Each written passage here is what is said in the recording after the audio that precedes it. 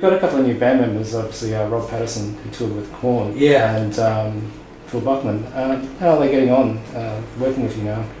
Phil Buckman and Rob Patterson are amazing. Mika Finio is amazing. I mean, my whole thing is like accepting the fact that like it's not really a band like Led Zeppelin or U2 in the sense that it's always four dudes and those four dudes work together and write the music.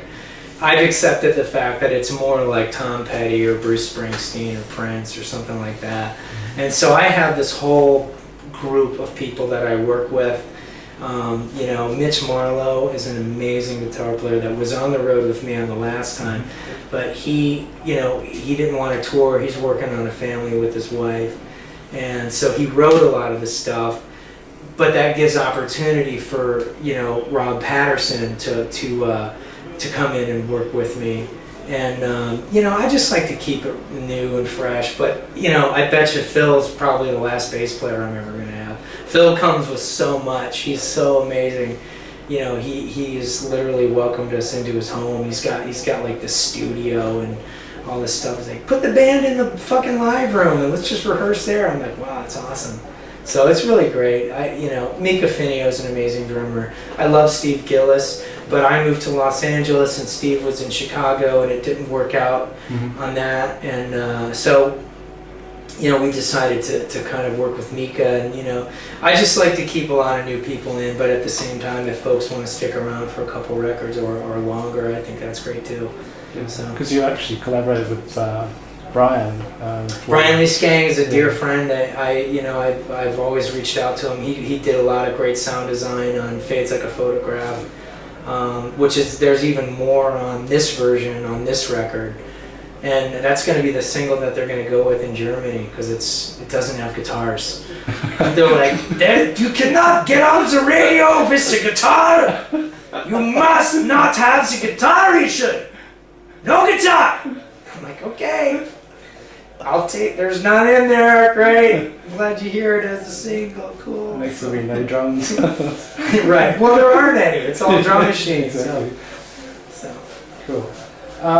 We hear there's going to be a UK tour this year. Can you tell us Absolutely. more about that? Yeah, it's just a matter of setting it up and getting it going. And I mean, we went and sold out the Brixton Academy in a couple of minutes the last time, and there's still a great fan base here. And you know, as long as there's that, then we're going to continue to work on it. You know, I've put my fans through the ringer. I mean, you know, it's going to be hard to forgive me after what I've done. You know, 10 years of kind of screwing around. Yeah.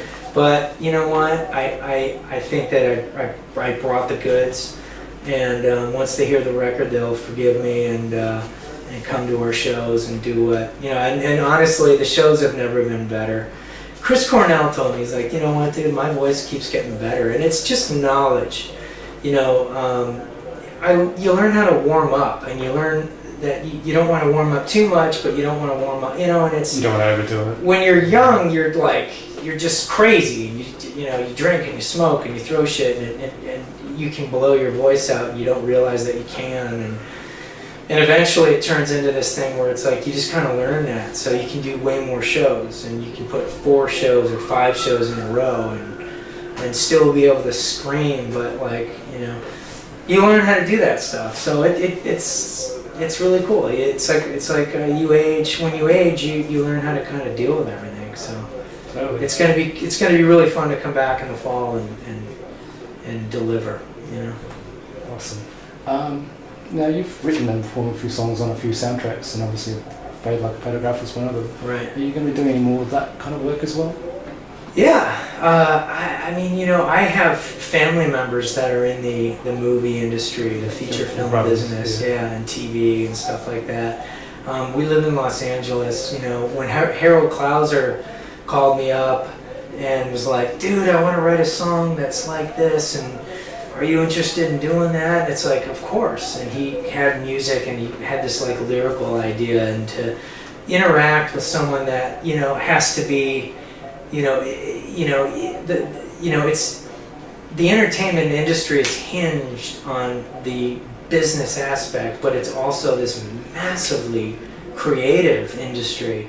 So I think the worlds are very similar. When you're writing a song, at some point you have to live it and you have to perform it and be almost, you know, if you're not living it, you're performing it from memory in many cases, and it's kind of like an act. It's a portrayal of something, so it's acting.